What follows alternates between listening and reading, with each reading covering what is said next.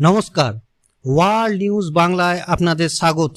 দলের বিরুদ্ধে মন্তব্য করে বারবার বিতর্ক বাড়িয়েছেন ভরতপুরের বিধায়ক হুমায়ুন কবির। এমনকি নিজের নতুন দল তৈরি করবেন বলেও ঘোষণা করেছিলেন হুমায়ুন। এবার দলের শীর্ষ নেতৃত্বের ভর্ৎসনার মুখে পড়তে হলো এই বিধায়ককে। বিধানসভা জোটের আগে জেলার নেতৃত্বদের নিয়ে জেলাওয়ারি বৈঠক শুরু করেছেন তৃণমূলের সর্বভারতীয় সাধারণ সম্পাদক অভিষেক বন্দ্যোপাধ্যায়।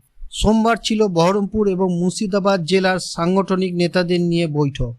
হুমায়ুন সহ 10 বিধায়ক হাজির ছিলেন সেখানে। হুমায়ুনের উপস্থিতি নিয়ে স্বাভাবিকভাবেই বেড়েছিল জল্পনা।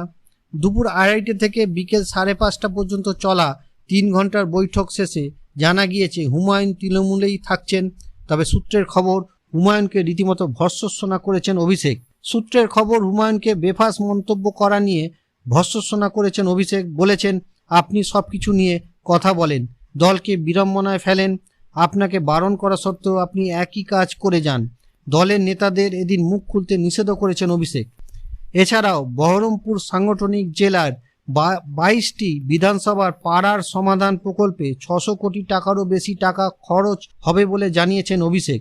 এই টাকা যেন পুরোটাই সদ্ব্যবহার হয় সেই নির্দেশ দেওয়া হয়েছে নেতাদের। অভিষেক এদিন বুঝিয়ে দিয়েছেন, পাড়ায় সমাধানের টাকাই হলো ভোটের বৈতরণী পেরোনোর আবশ্যিক শর্ত। এদিন নিজের বিধানসভায় এলাকায় ব্লক সভাপতি নিয়ে আপত্তির কথা জানিয়েছেন হুমায়ুন।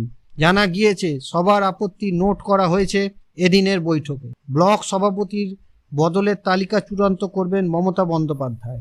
ভিডিওটি ভালো লাগলে লাইক করুন, শেয়ার করুন এবং সাবস্ক্রাইব করুন ওয়ার্ল্ড নিউজ বাংলাকে। নমস্কার।